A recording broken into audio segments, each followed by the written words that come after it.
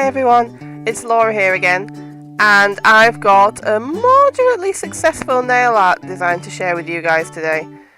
I say moderately successful and you'll see why, but honestly, in the whole, I'm pretty happy with it.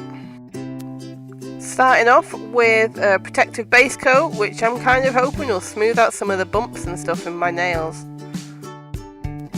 For today's colour scheme, I was going for a dark burgundy colour and silver. I thought there'd be quite a good contrast between each other, and also being a subtle nod towards the festive season. I put the silver down first because I wanted that to pop through the burgundy with a design that I was going to peel off using some striping tape. On each of my fingers I wanted there to be 2 silver stripes, and rather than faffing around with wet nails, I decided to cut all of the striping tape pieces off before I got started. Because I was planning to peel away the striping tape, I put down a quick drying top coat onto my nails and let it dry completely before starting with the next step. I wanted the 2 silver stripes to run parallel with the end of my nail. However, that turned out to be trickier than I expected. I used my fingers, I used tweezers, and I think I used cuticle stick at one point to help me position the striping tape on my nails, but it was a real struggle for me to seem to get them just how I wanted them.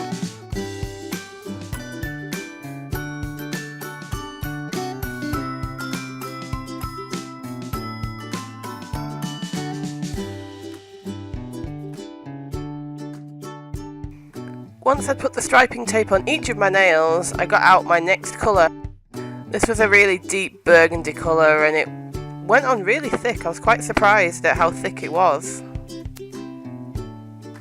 Now, I'd learnt my lesson from last time I did any kind of peeling off, that I should do each nail one at a time rather than painting each one with the burgundy and then going back to... It felt like it took a little bit longer, but I got much neater, much nicer lines out of it than I did last time, because the nail varnish hadn't had time to get tacky and sticky. I then repeated this process on each finger. I wasn't necessarily any better at peeling off with tools, but I am going to keep trying with it because that's what makes me look like I know what I'm doing, and I really don't. So anything I can do to fake it at this point is a plus in my book. Alright, yeah, I think it's looking good so far. It's a little wonky, but could be worse. At least the lines look neat and not tacky, so yeah, let's go for that plus.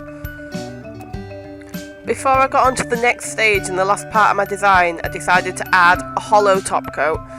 Just a little bit of a shimmery, sparkly, wow, really sparkly, really pretty. I love it. Now, I was inspired by a fellow YouTuber, KateLovesDIY, and her channel is for nail art and DIY and makeup, and she did a video which I'll link somewhere on here, if I figure out how to, on how to do little love hearts with a bobby pin. And because I'm not a proper girl type, I don't actually have any bobby pins at my house. I know they're meant to just appear, aren't they? Boom, bobby pins appear everywhere. Isn't that meant to be how it works? Where the hell am I multiplying bobby pins? Do I have to have at least one to get them started? I want a little colony of bobby pins like hidden away all around the house. Lucky for me, I do actually have some dotting tools I managed to find at my local home bargain store for about £1. So even though I don't have bobby pins, because I don't do my hair, I can at least do the same dotting technique that KateLovesDIY taught me.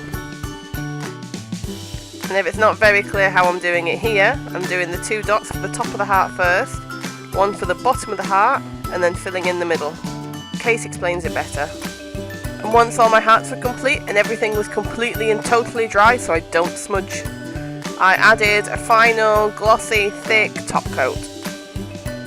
And then did the required cleaning up around the edges. And I was done! I think it looks a little cluttered with the hollow on it, but overall I really like this one. I like the heart design. Thanks so much to KateLovesDIY for teaching me how to do that. I'm also really pleased that the stripes worked this time so cleanly. So thank you for sharing this experience with me. Please do feel free to subscribe if you want to watch more, because I have every intention of making more of these kinds of videos. Thanks, bye!